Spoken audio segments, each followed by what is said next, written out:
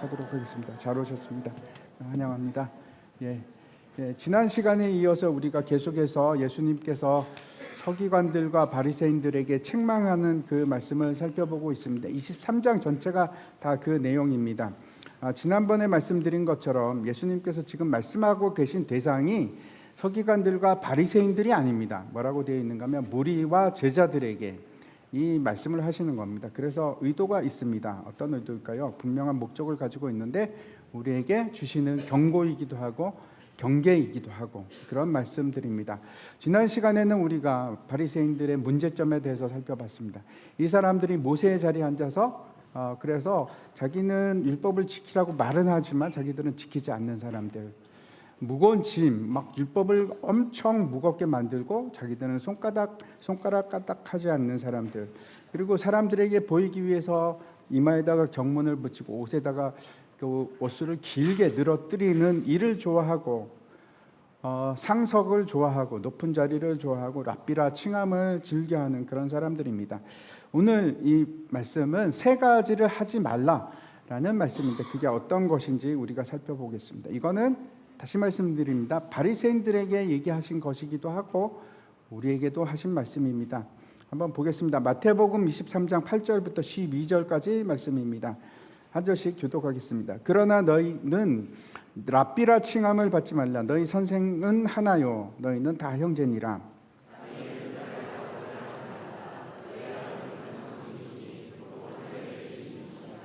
또한 지도자라 칭함을 받지 말라. 너희의 지도자는 한 분이시니 곧 그리스도시니라.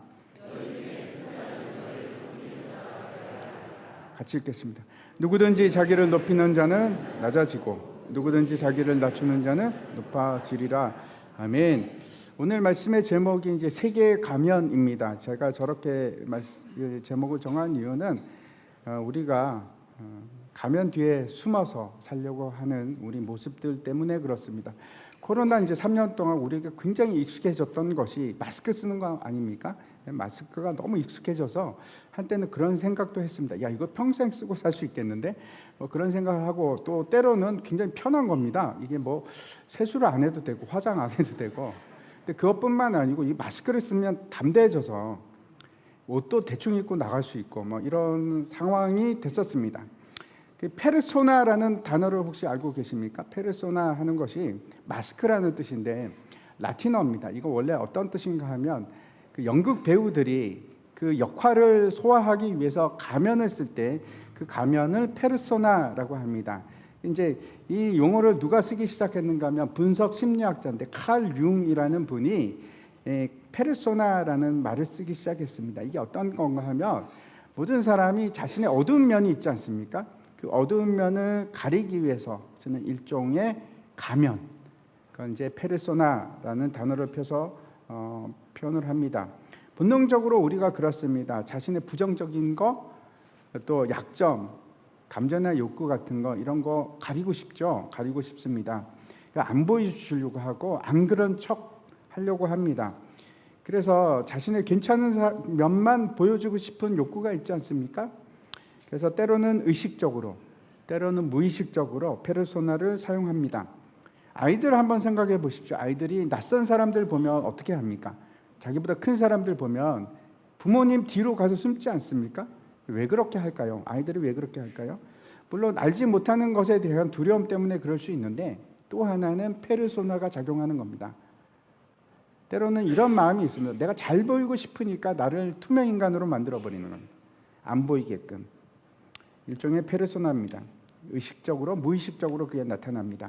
아담과 하와가 에덴 동산에서 이제 범죄를 하고 난 후에 하나님께서 아담아, 네가 어디 있느냐? 그랬더니 아담이 낯을 피하죠. 그리고 숨습니다. 동산 나무 가운데 가서 숨는데 나무 뒤에 숨습니다. 그랬더니 하나님이 다시 네가 어디 있느냐? 그랬더니 어쩔 수 없이 아담이 뭐라고 하는가 하면 내가 벗어서 두려워서 숨었나이다 이렇게 말합니다. 그때는 이제 나무가 일종의 페르소나죠. 나를 가리는 장치가 되는 겁니다. 제가 얼마 전에 읽은 글인데 계용호라는 분이 쓰신 글입니다.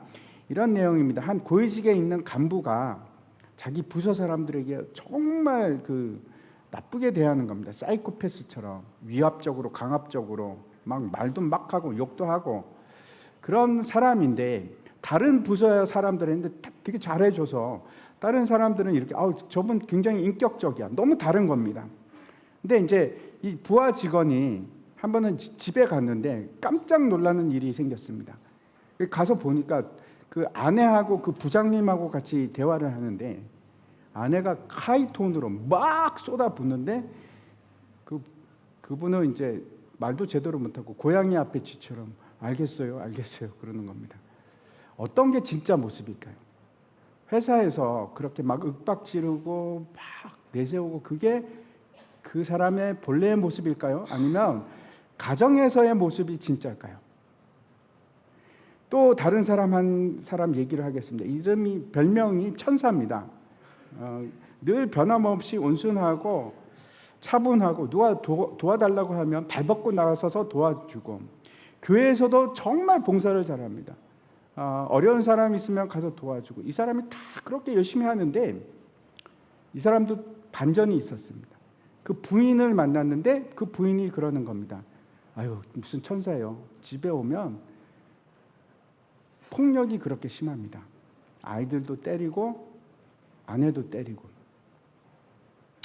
그래서 밖에서는 양같이 온순한 사람인데 집에 가면 폭군이 되는 겁니다. 이거 도대체 어떻게 알 수 있을까요? 이 사람이 어떤 모습이 진짜일까요? 밖에서의 삶이 진짜 삶일까? 아니면 가정의 삶이 진짜일까? 이런 얘기 들으셔도 별로 놀랍지도 않죠? 왜냐하면 우리 주위에 너무나 흔한 일이기 때문에 그렇습니다. 어쩌면 우리도 그 부류 중에 한 사람일지도 모릅니다. 며칠 전에 제가 이제 인터넷에서 정말 깜짝 놀랐습니다. 놀라운 사실을 발견했는데 이거 그 순장 교육 때도 말씀드렸는데 데이비드 모 목사님이 이제 비리 문제로 이제 폭로가 됐는데 불륜, 횡령, 하와이에 대저택 구입한 거 이런 것들이 이제 폭로가 된 겁니다. 여러분 혹시 여기 계신 분 중에 기억하실지 모르겠는데 한 6, 7년 된 거? 그때 제가 한번 우리 교회 초대해서 말씀을 전했습니다. 말씀을 전하고 나서 제가 이제 이 교회 살 때인데 한 2시간 정도 같이 얘기를 했습니다. 그 얘기를 하고 나서 제가 이런 생각을 했습니다. 이분과는 계속 함께 하면 안 되겠다 하는 생각을 했었습니다. 근데 왜 그런 생각을 했는가? 이분이 정말 겸손하고 사람이 진짜 좋은 사람입니다. 그건 확실합니다. 그런데 제가 왜 그런 생각을 했을까요? 제가 이제 앞서 말씀드렸던 글에서 이분이 이제 용호라는 분이 이제 사울에 대해서 쓴 글이 있었습니다. 그래서 잠깐 읽다가 제가 이거 한번 사울을 찾아봐야겠다. 그리고 찾아봤습니다. 사무엘상 13장과 14장에 나온 사건인데 제가 잠깐 얘기 드리겠습니다. 사울과 요나단에 대한 얘기입니다. 그 아들이죠. 그때 어떤 일이 있었는가 하면 치열한 전투가 있기 바로 직전입니다. 블레셋이 쳐들어왔습니다. 그래서 전쟁을 해야 되는데 지금도 가자 지구에서 그 가자가 원래 블레셋 땅이거든요. 그리고 팔레스타인이라는 말이 블레셋에서 온 단어입니다. 근데 아무튼 그때 이제 블레셋이 쳐들어와갖고 전쟁을 치러야 하는데 초조한 상태입니다. 근데 사무엘이 기다리고 있는데 사무엘은 오지 않고 아주 작은 인원의 군대가 모였는데 한 사람 한 사람 떠나기 시작하는 겁니다. 불안하니까, 두려우니까 백성들은 흩어지기 시작하고, 그래서 마음이 급하니까 이 사울이 해서는 안 되는 일을 하게 되는데 실수를 합니다. 어떤 실수였는가 하면 자기가 제사장이 아님에도 불구하고 번제를 드립니다. 이제 번제를 드리고 있을 때 사무엘이 도착하는데 한번 보십시오. 사무엘상 13장 11절과 12절입니다.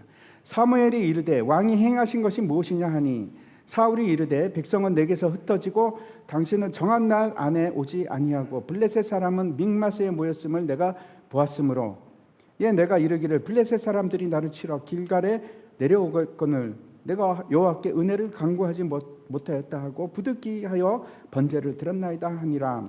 지금 사무엘이 뭐라고 하는 겁니까? 아니 지금 뭐 하는 겁니까? 그런 겁니다.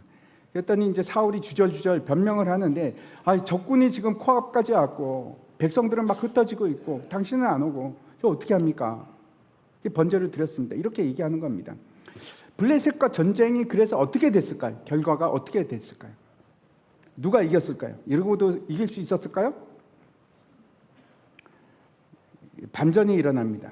사울의 아들 요나단이 밤에 병사 한 명을 데리고 혼자서 기습을 합니다.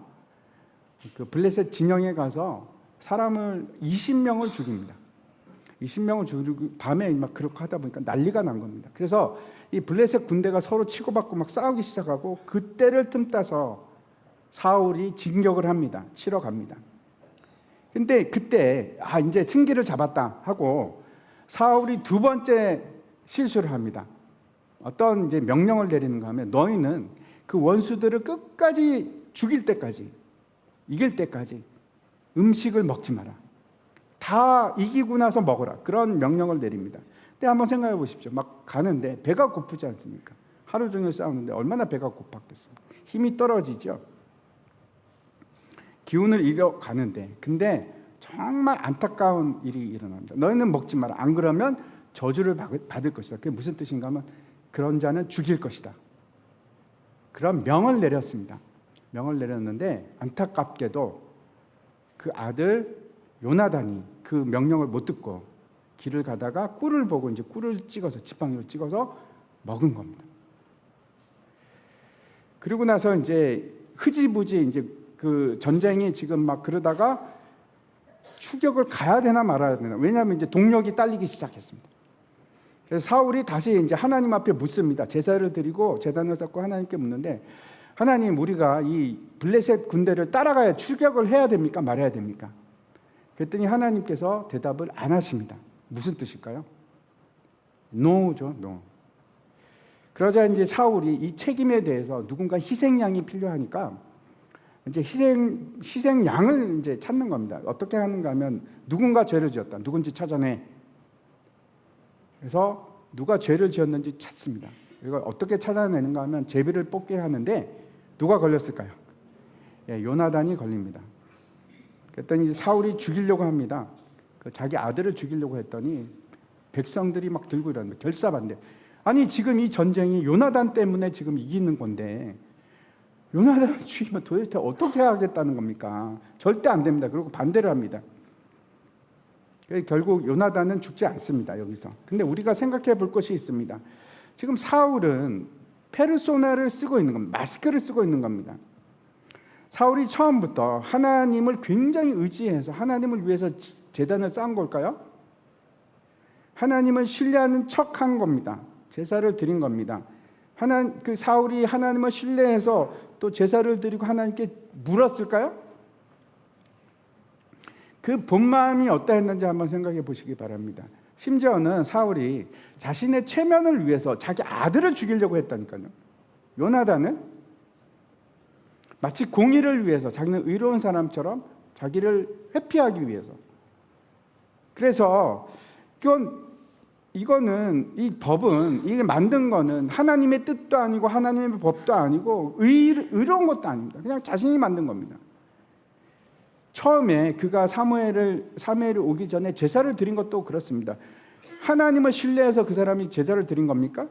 하나님께 순종하는 마음이 아닙니다. 그런 것이 아니고 사람들이 흩어지기 시작하니까 그걸 어떻게 해서든 좀 막아보려고, 자신의 위치를 좀 드러내고 싶고 자기 존재감을 보이기 위해서, 이 사태를 극복하기 위해서 그래서 제사를 드린 겁니다.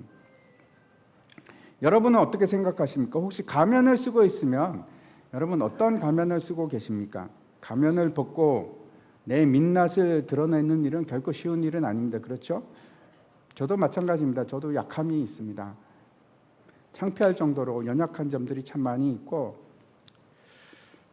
그걸 가리려고 하는 제 모습을 많이 봅니다. 때로는 그걸 숨기기 위해서 사울처럼 강한 척도 하고 아량이 있는 것처럼 하기도 하고 거룩한 척도 하고, 저도 그렇게 가면을 씁니다. 오늘 우리가 살펴볼 내용을 한번 보겠습니다. 이 가면들과 상관이 있습니다. 8절 말씀 보시기 바랍니다. 그러나 너희는 랍비라 칭함을 받지 말라. 너희 선생은 하나요. 너희는 다 형제니라. 하지 말아야 될 것을 이제 세 가지를 말씀하는데, 그 첫 번째는 랍비라 칭함을 받지 말라, 이렇게 말씀을 합니다. 다시 말씀드려서 너희는 선생이 되지 말라, 선생이라고 칭함을 받지 말라 하는 겁니다. 랍비는 어떤 뜻인가 하면 나의 큰 자, 그런 뜻이거든요. 그래서 이것이 이제 관용어가 되어서 높은 스승을 부르는 것이 랍비입니다.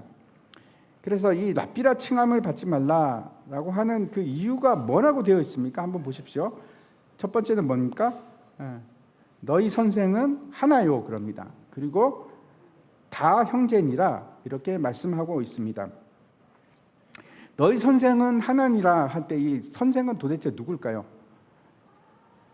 어떤 사람들은 이건 이제 성부 하나님이 아닌가, 이렇게 말씀하는 사람도 있고 학자도 있고, 어떤 사람은 그리스도다, 그렇게 얘기하기도 합니다. 하지만 저는 어떻게 생각하는가 하면 성령 하나님이라고 생각합니다. 요한복음 14장 말씀 한번 보시기 바랍니다. 26절입니다. 보혜사 곧 아버지께서 내 이름으로 보내실 성령, 그가 너희에게 모든 것을 가르치고 내가 너희에게 말한 모든 것을 생각나게 하리라.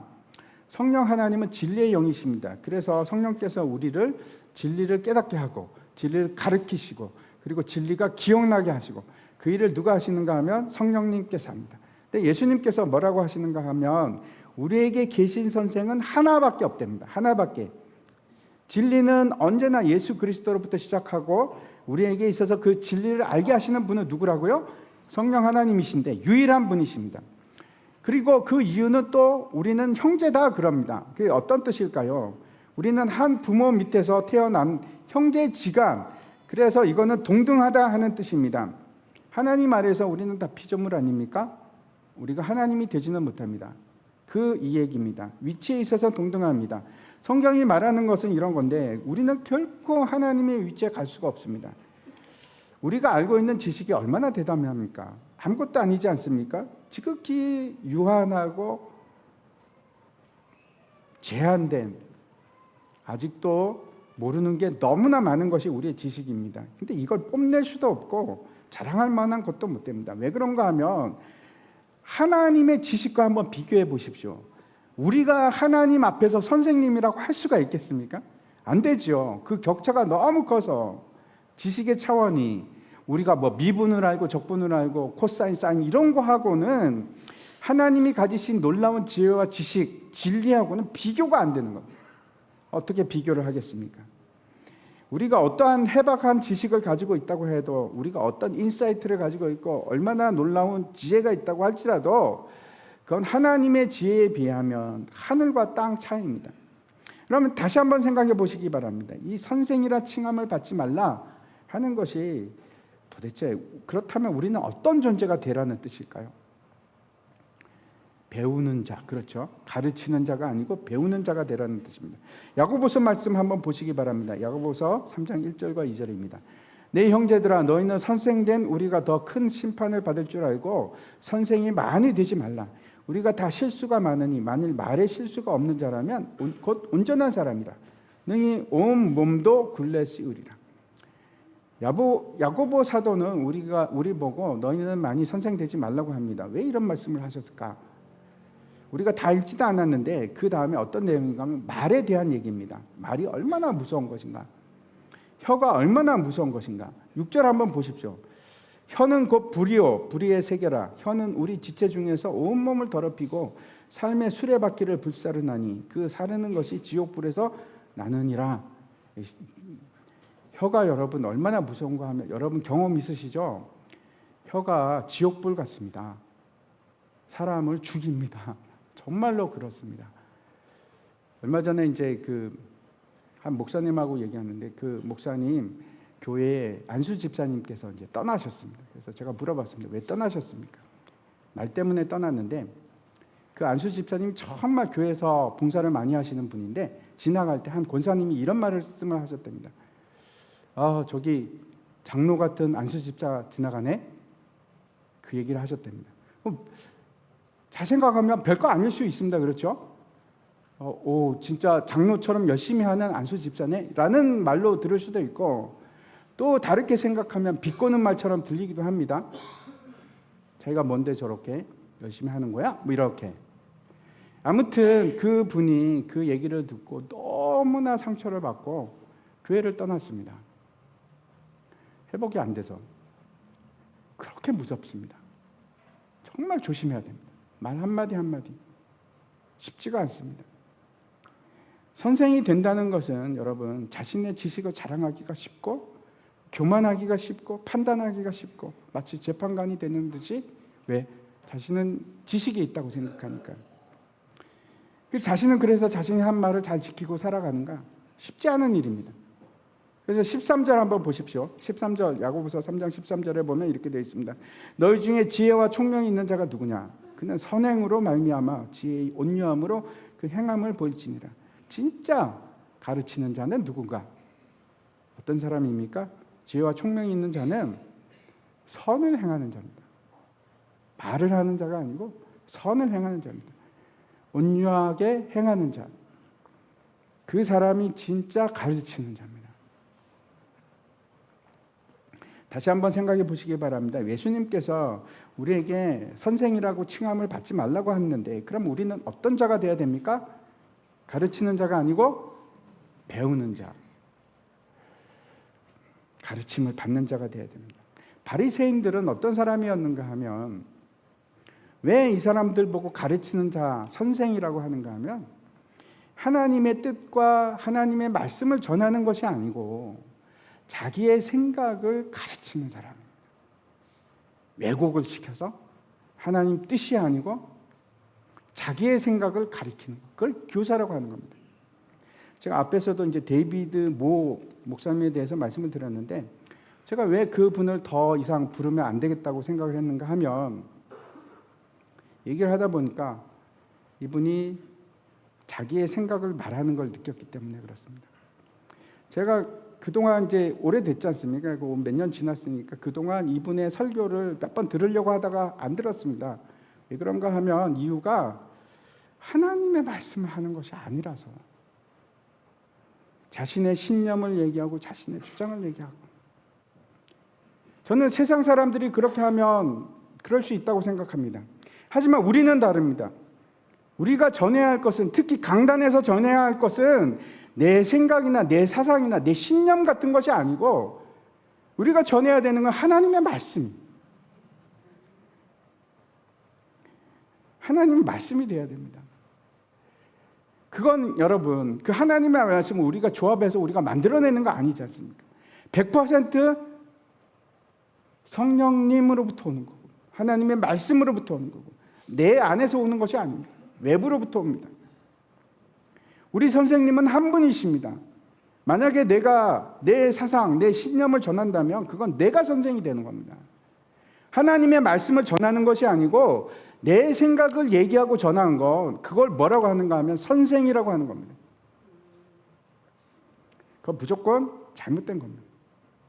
그리고 위험한 것입니다. 유튜브 보시면 막 몇십만 명 이렇게 조회수 나오는 거 공통점이 있습니다. 주된 내용이 하나님 말씀을 전하는 것이 아니고 자기 생각 전하는 거예요. 그래서 막 조회수가 막 올라갑니다. 뭐 어떤 얘기 합니까? 미래에 대한 얘기, 예언적인 얘기, 지금 상황에 대한 판단 얘기, 뭐 이런 거 얘기합니다. 여러분 잘 구분하십시오. 그런 것들은 성경이 말씀하는 것이 아닙니다. 자신들의 생각입니다. 구분을 잘 하십시오. 그건 중요하지 않습니다. 그게 여러분에게 생명을 주지도 못하고 여러분을 거룩하게도 만들지 못합니다. 그런 능력이 없습니다. 그 아무것도 아닙니다. 여러분을 변화시키고 여러분을 가슴을 짜고 찌르고 하는 것은 하나님의 말씀이지 그런 말씀들이 아닙니다. 그런 거 중요하지 않습니다. 그 사람이 무슨 생각을 하는 것이 그 사람이 어떤 사상을 갖고 있는 것 그건 하나도 중요하지 않고 왜? 우리는 선생이 아니니까 우리가 전해야 되고 우리가 알아야 되고 우리가 배워야 할 것은 성령 하나님으로부터 하는 하나님의 말씀 하나님의 뜻입니다. 진짜 중요한 건 성경 말씀입니다. 왜 성경 말씀을 안 할까요? 다른 얘기만 할까요?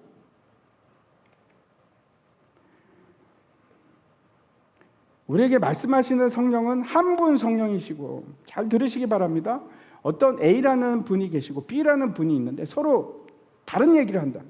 그럼 어떤 결과일까요?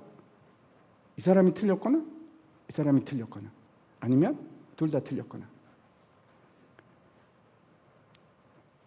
잘 구분을 해야 됩니다.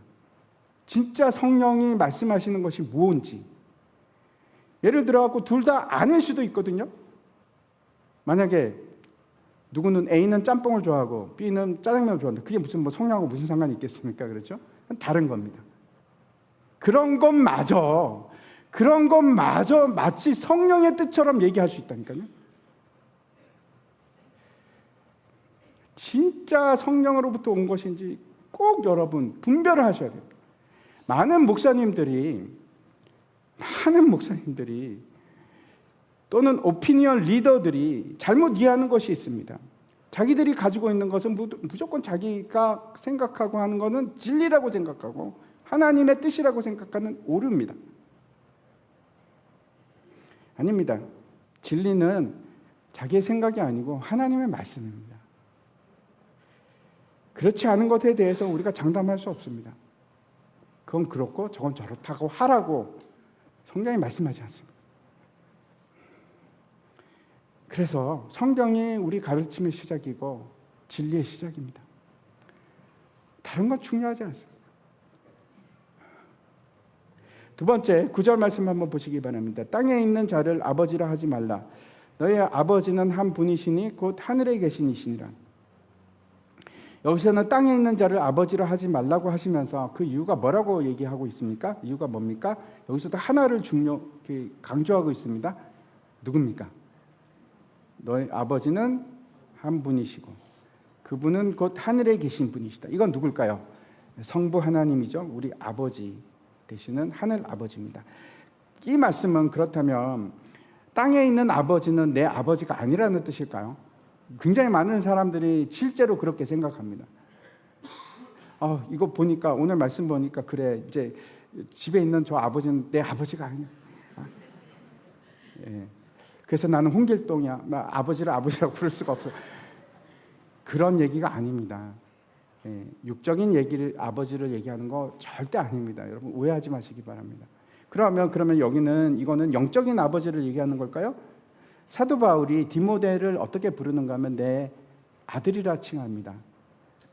이게 육적으로 아들이 아니고 영적인 아들이라는 뜻입니다.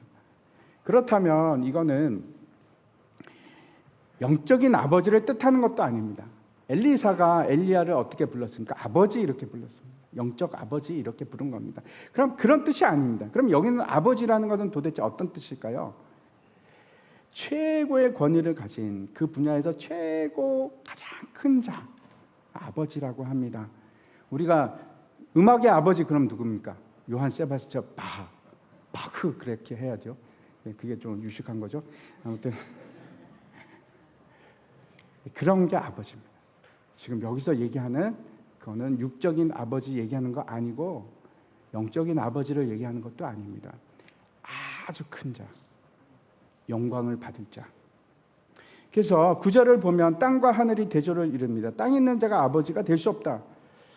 어떤 뜻인가 하면 아버지는 이런 겁니다. 극존칭, 높임을 받는 최고의 존칭입니다.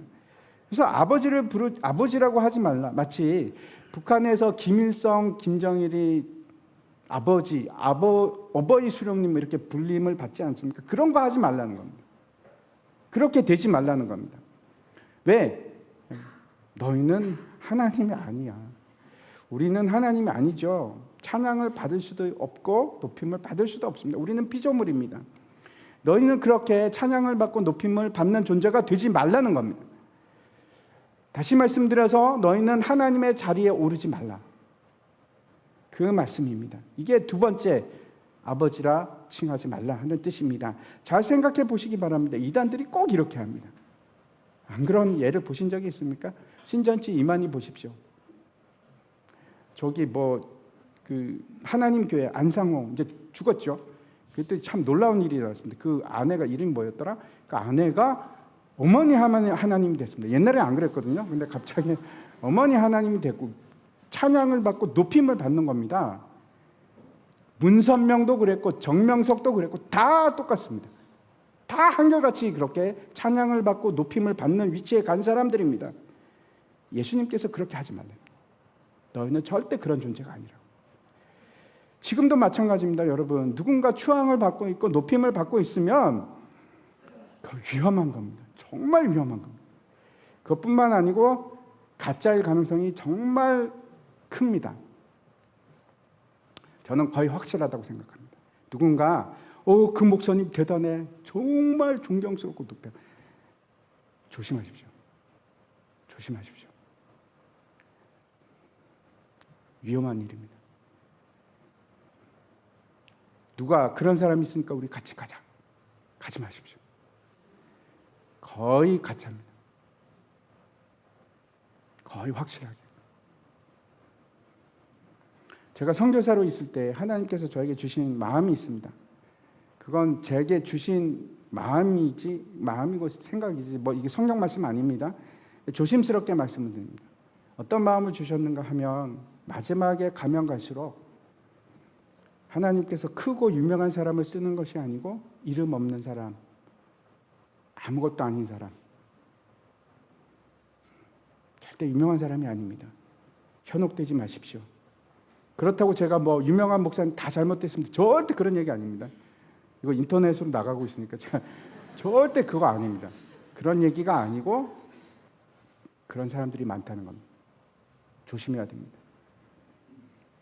진짜들은 여러분 누군지도 모르는 사람들이에요. 목사가 아니고 그중에 집사도 있고 권사도 있고 하나님께서 그런 사람들을 이렇게 엮으셔서 네트워크를 만드시고 그물을 만들고 계세요. 그걸로 하나님 나라를 만드시는 겁니다. 그래서 유명하고 추앙을 받는 사람이 있으면 여러분 무조건 한 걸음 뒤로 가십시오. 가짜일 가능성이 진짜 큽니다. 왜? 성경에서 그렇게 얘기하는 겁니다. 제 얘기가 아닙니다. 일단 경계하십시오. 아버지라고 높임을 받는 사람들, 큰 자라고 칭함을 받는 사람들, 옳지 않습니다. 성경적이 아닙니다. 가짜일 가능성이 굉장히 큽니다. 로마서 8장 17절 한번 보시기 바랍니다. 자녀이면 또한 상속자 곧 하나님의 상속자요 그리스도와 함께한 상속자니 우리가 그와 함께 영광을 받기 위하여 고난도 함께 받아야 할 것이니라. 우리가 아버지가 아니면 우리는 누굽니까? 자녀죠. 자녀입니다. 자녀면 잘 보십시오. 자녀는 영광을 받으려고 하는 것이 아니고 여기 뭐라고 합니까? 오히려 고난을 받는다고 얘기합니다. 사도 바울을 한번 생각해 보시기 바랍니다. 사도 바울이 그가 살아있는 동안에 영광을 받았습니까? 가는 곳곳마다 그를 죽이려고 하는 사람들이 있었고 얼마나 고난을 많이 당했는지 모릅니다. 비난하고 저 사람 가짜라고 얘기하고 그 사람들이 참 많았습니다. 사도 바울은 높임을 받고 살지 않았습니다. 바리새인들, 특히 이 높임을 받고 영광을 받으려고 했던 사람들이 누군가 하면 바리새인들입니다. 높임을 받고 영광을 받으려고 하는 분이 계시면 멀리하십시오. 멀리하십시오. 세 번째 10절 말씀 보시기 바랍니다. 또한 지도자라 칭함을 받지 말라. 너희 지도자는 한 분이시니 곧 그리스도시니라. 여기서도 이제 지도자라 칭함을 받지 말라 이렇게 말합니다. 이 지도자는 어떤 사람을 얘기하는가 하면 롤 모델, 안내자 이런 사람입니다. 그러면 롤 모델이 되면 안 되나? 안내자가 되면 안 된다는 말인가? 그런 얘기는 아닙니다. 사도 바울이 너희는 나를 본받는 자 되라 이렇게 말씀하지 않습니까? 그래서 이거는 안내자가 되면 안 된다 그런 뜻은 아닙니다. 지도자로 칭함을 받지 말라는 것은 그러면 어떤 뜻일까요? 왜 이유가 뭐라고 합니까? 지도자는 한 분이신데 그분이 누구라고요? 그리스도랍니다. 그래서 선생이 되지 말라. 왜? 성령 하나님이 계시니까. 아버지가 되지 말라. 왜? 하늘 아버지가 계시니까. 지도자라 하지 말라. 왜? 그리스도가 너희의 지도자니까. 지도자가 된다는 것은 어떤 것일까요? 예수 그리스도가 언제나 나에 앞서서 가는 겁니다. 내가 앞질러 가지 않습니다. 지도자가 항상 내 앞에 있습니다. 우리가 늘 나보다 앞서가는 자가 계셔야 됩니다. 누구? 예수 그리스도. 우리는 절대 머리가 아닙니다. 우리 머리 되신 분이 계시죠. 누굽니까? 예수 그리스도. 머리가 되서는 안 됩니다. 우리는 그의 몸입니다. 어거스틴이 이런 말을 했습니다. 죄는 항상 그 동기가 되는, 더 깊은 동기가 되는 것이 있다. 예를 들어서 우리가 거짓말을 하고 도둑질을 하고 아니면 남을 상해를 주고, 그러면 표면적인 그 동기가 있습니다. 그렇죠? 탐심을 가졌거나 분노하는 마음이 있거나 미워하는 마음, 그런 게 표면적인 겁니다. 근데 그 궁극적인 그 아래 밑에 있는 진짜 본질적인 죄의 동기가 있습니다. 그게 어떤 걸까요? 그게 뭔가 하며 하나님 노릇을 하려고 하는 마음입니다. 인간이 하나님과 멀어졌음에도 불구하고 계속 하나님 흉내를 냅니다. 내가 하고 싶은 걸 하고 싶고, 내가 원하는 법을 만들고, 내가 기준이 되고 싶고, 내가 스스로 악과 선을 정하는 겁니다. 하나님이죠. 아담이 그렇게 했습니다. 에덴 동산에서. 제가 앞에서 페르소나, 가면에 대해서 얘기를 했는데, 지금 서기관과 바리새인들이 가면을 쓰고 있습니다. 그걸 쓰고 살아가는 겁니다. 자기가 마치 성령인 것처럼, 자기가 마치 하나님인 것처럼, 자기가 마치 그리스도 지도자인 것처럼, 그리고 가면을 쓰고 살아가는데, 우리도 한번 생각해 보십시오. 우리도 여러 개의 가면이 있는지도 모르겠습니다. 나는 그렇지 않은데 마치 나는 선한 사람인 것처럼, 아량이 있는 사람인 것처럼, 거룩하지 않으면서 추잡한데 거룩한 사람처럼 그렇게 가면을 쓰고 있는지도 모르겠습니다. 문제는 이겁니다. 우리가 너무 오랫동안 가면을 쓰고 살아가지고 이제는 불편하지가 않는 겁니다. 그게 익숙해졌습니다. 내 마음을 완전히 속이는 것을 넘어서서, 여러분, 이렇게 사는 것은 내 삶을 속이는 겁니다. 내 삶을. 제가 지난 시간에 죄에 대해서 말씀을 드렸습니다. 내 안에 퍼지고 있는 암과 같은 죄, 끔찍하지 않습니까? 여러분, 한 사람도 빠지지 않고 여기 있는 모든 사람은 다 사형 선고를 받은 사람입니다. 여러분 안에는 암이 막 퍼지고 있거든요.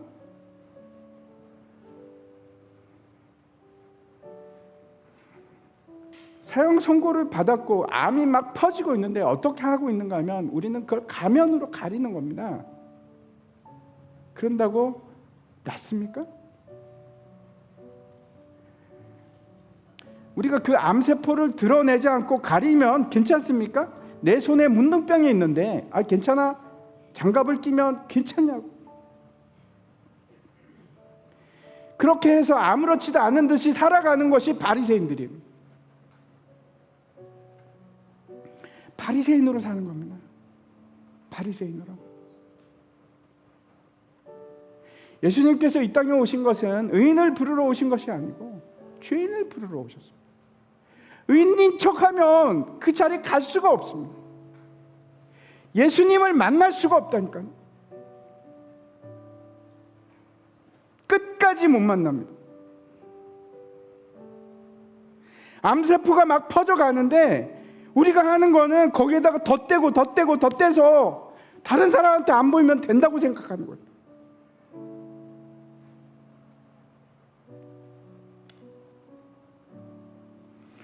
마가복음 2장 17절 우리 같이 한번 읽겠습니다. 같이 읽겠습니다. 예수께서 들으시고 그들에게 이르시되 건강한 자에게는 의사가 쓸데없고 병든 자에게라야 쓸데있느니라. 나는 의인을 부르러 죄인을 부르러 왔노라. 이제는 내 얼굴을 뜯어내고 가면을 벗는 겁니다.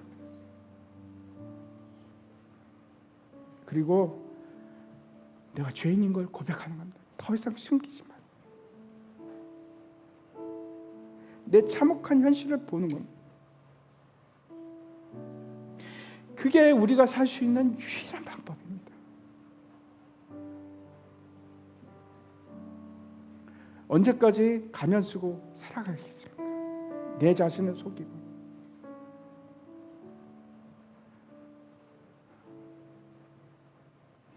예수님께서 여리고를 지나가실 때 소경 바디메오가 소리를 지릅니다. 다윗의 자손 예수여, 나를 불쌍히 여기소서. 다윗의 자손 예수여, 나를 불쌍히 여기소서. 내가 죄인이니 나를 고쳐주소서. 다 함께 일어나서 같이 찬양하겠습니다.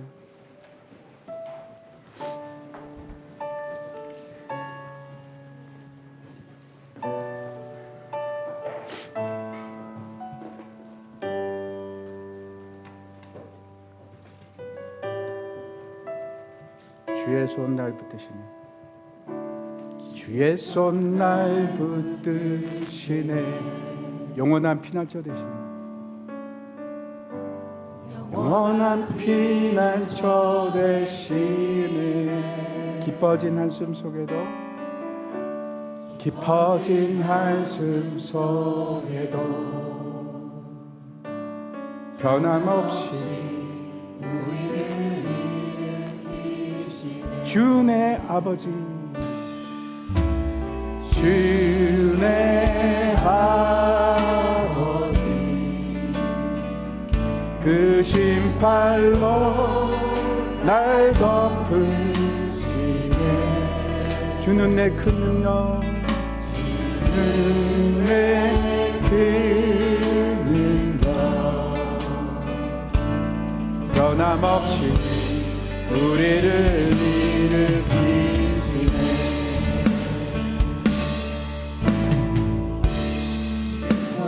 날 붙드시네. 영원한 피난처 되시네. 깊어진 한숨 속에도, 더 깊어진 한숨 속에도 변함없이 우리를 일으키시네. 주 내 아버지, 주 내 아버지, 그 심팔로 날 붙드시네. 주는 내 그 능력, 변함없이 우리를 일으키시네.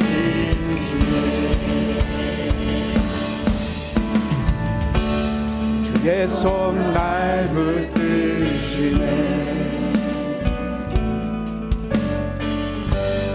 영원한 피난처 되시네. 깊어진 한숨 속에도, 깊어진 한숨 속에도 변함없이 우리를 일으키시네. 주 내 아버지, 주 내 아버지, 그 심팔로 날 덮으시네. 주는 내 큰 능력, 주는 내 큰 능력, 변함없이 우리를 일으키시네. 주의 손 날 붙드시네. 영원한 피난처 되시네. 깊어진 한숨 속에도 변함없이 우리를 일으키. 주 내 아버지, 주 내 아버지, 그 심팔로 날 덮으시네. 오 주여, 주는 내 큰 능력, 변함없이 우리를. 다시 한번 주 내 아버지 고백하겠습니다. 주 내 아버지, 주시옵소서.